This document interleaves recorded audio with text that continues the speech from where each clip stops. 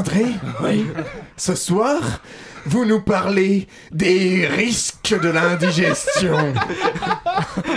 Vous voyez, vous le jouez bien, vous êtes un bon comédien, Eloï, tout à fait.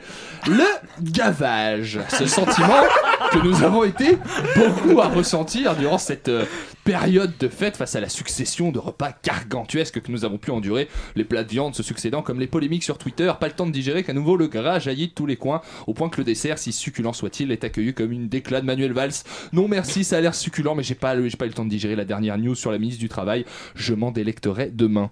Notez que je parle de mon vécu personnel et je n'inclus bien sûr pas tout le monde dans ce récit, car je sais bien que certains sont seuls pour les fêtes déjà, je n'ai aucune pensée pour eux, et surtout que les traditions se perdent, les interminables repas de famille à 30 personnes ne sont plus à la mode aujourd'hui, les jeunes ne prennent plus de plaisir à se farcir toute une journée de remarques sur la précarité de leur situation, leur fainéantise apparente, quand ce ne sont pas carrément des moqueries sur leur physique, leur sexualité, ou insérer ici tout autre choix de vie déviant de la norme d'il y a 50 ans. Le mec te Il raconte n'y a son plus Noël. de saison, moi, à mon époque, à Noël, j'avais une orange, ok, putain, une bonne guerre, moi je te le dis, ça résoudrait bien des soucis.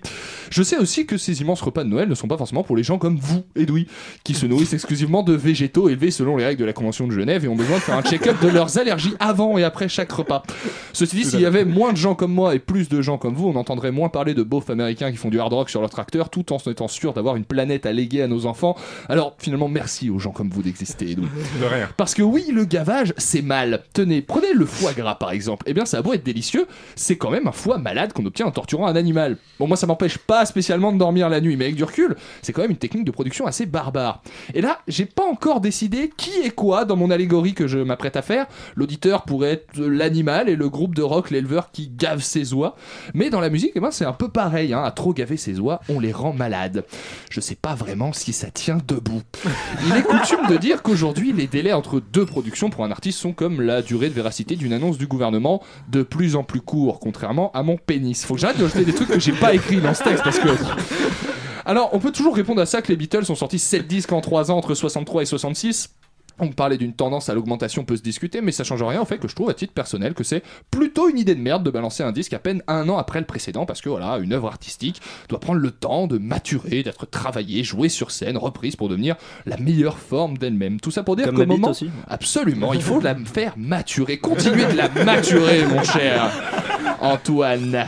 Tout ça pour dire qu'au moment où j'ai vu qu'Inglorious, groupe de hard rock britannique dont le premier album m'avait beaucoup plu, sortait ce mois-ci son 3e album en 4 ans, et ben j'étais un petit peu sceptique, voilà. Puis je me suis rappelé que comme je télécharge ma musique illégalement, bah ça me coûtait rien de l'écouter.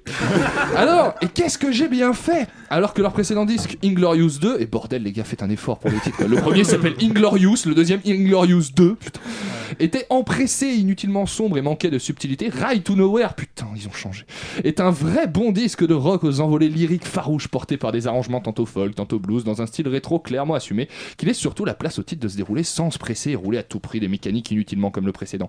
En ça, les titres Freak Show et Why She Sleeps sont des modèles de composition de bons titres de hard rock, Nathan James s'étant débarrassé au chant de son empressement crispant du disque précédent pour retrouver les nuances de leur première production qui confèrent à ces textes un petit côté mystique que je vous encourage à découvrir. Les solides Andreas Eriksson amènent un vrai côté 80s dont je raffole, et d'ailleurs le mec a quitté le groupe juste après l'enregistrement de l'album, donc finalement n'allez pas les voir en concert. Me voilà donc bien embêté parce que le gavage c'est mal, mais en voulant nous gaver, Inglorious nous a fait un foie gras le premier choix, et comme à Noël, je pense que je vais m'en faire moult tartines et ça ne m'empêchera pas de dormir.